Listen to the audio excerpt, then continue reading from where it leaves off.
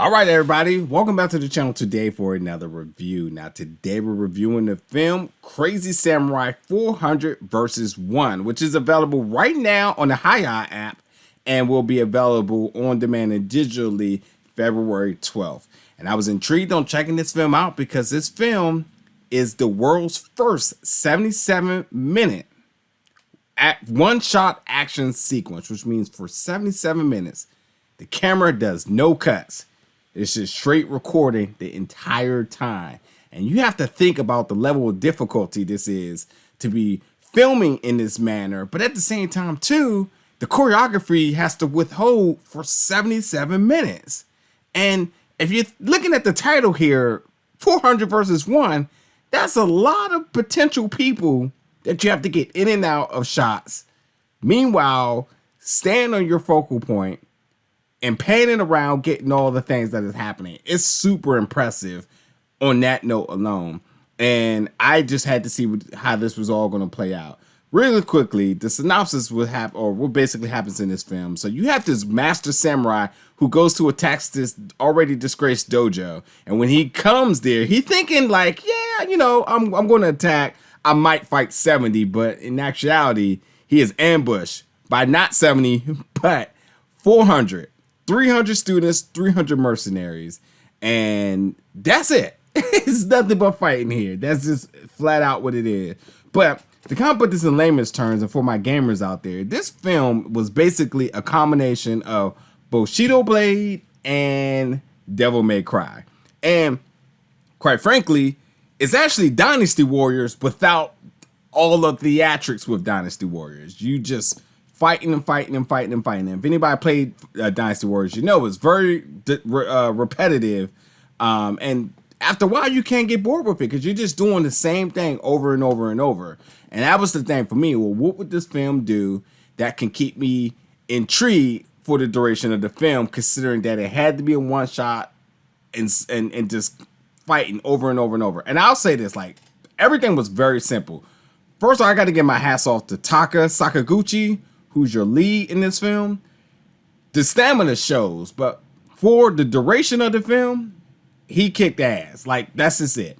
And I have to give also to the people that, you know, the choreography amongst him and the other samurais, like being able to do that, being able to get in and out of shots. These are like things that I thought they executed really well. And obviously hats off to the, you know, for the cinematography here and getting the job done.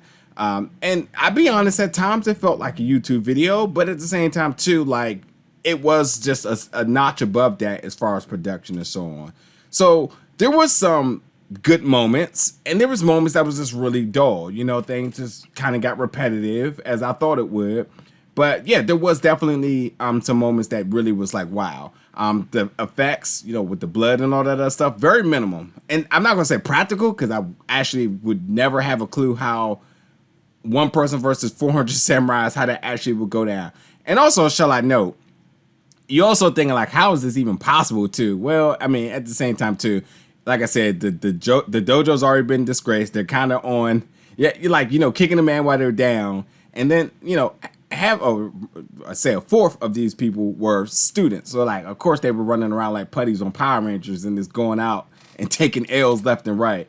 But yeah, there was legit fatigue here. And that's what was the cool things that they got this done. And like, to be honest, it rained in half of this or in a part of this film. And it was kind of like, I wonder was that planned or not? Like, and if it wasn't planned, they continued to film. So, but you know, this film, it kept it really simple. It was very, very simple and it was basic, very Dynasty Warriors basic. So there was nothing that was really like, wow.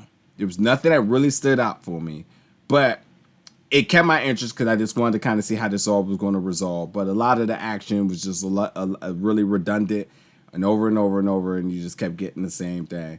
But two other things too. It is Japanese, so it's spoken in Japanese, so the subtitles. As far as with the subtitles, there is some comedic moments within the dialogue, but other than that, I mean, it's just straight fighting. But I have to say, the last 5 minutes of this film, you can tell that the last 5 minutes was like, hey, now that we got that over, now that we hit our mark of, you know, getting this one shot over, they literally kicked it into another gear, like to the point like where you could tell everybody was like, we just want y'all to know, like, we really can like take this to the next level. We just wanted to just do this. And that last 5 minutes gets crazy. The choreography, the action shot, the action, everything. The last 5 minutes absolutely is what I wanted the entire time, but it just wasn't possible, just considering how this film had to be done. But the last 5 minutes was the clear biggest indication of we are absolutely capable of doing this, but we wanted to do something that had never been done. And that's what they did in majority of the film. So, like I said, you know, Crazy Samurai was one of those type of films where it's like, if it came across your table and you just thought, like, hey, that could be interesting, you wanted to check it out, then sure. But it was nothing special. It was just only special because of, you know, the uniqueness of what they were able to accomplish. But as far as, you know, with the action, the plot, no acting, it's just straight fighting, and the choreography was good, and the cinematography was able to sustain for all the time. So, you know, on that note, definitely hats off to them. But the last 5 minutes was definitely all bits of everything that they're capable of doing. So, you know, it's one of those type of things where, like, I'm intrigued to see what they do next, you know, and I think it's one of those things where you can say, like, well, we got this accolade now, but now let's see if we can put out a better film, or we can take things to the next level. Let's see if we can draw in a fan base here. And I think, you know, I'm cool with that. But yeah, it wasn't a great movie, but there was a lot of intrigue, and overall by watching, it's only an hour and a half. And, you know, I wasn't mad. It was just I would have liked a lot more. But again, the last 5 minutes was like, okay, that's what I want. So what you got for me next? So that's where I'm at with that. So, but yeah, check it out, folks. Again, it is available now on the Hiya app if you want all your martial arts films on one streaming service. And if not, then it will be available on demand digitally. Oh, and in Blu-ray as well. February 12th, so you can check it out then. Let me know in the comments, folks, if you saw this trailer. Are you interested? Are you going to be checking this out? If you got any questions or whatnot, I guess I can talk a little bit of spoilers because it is available now. But overall, you know, I'll see you around for another review very soon.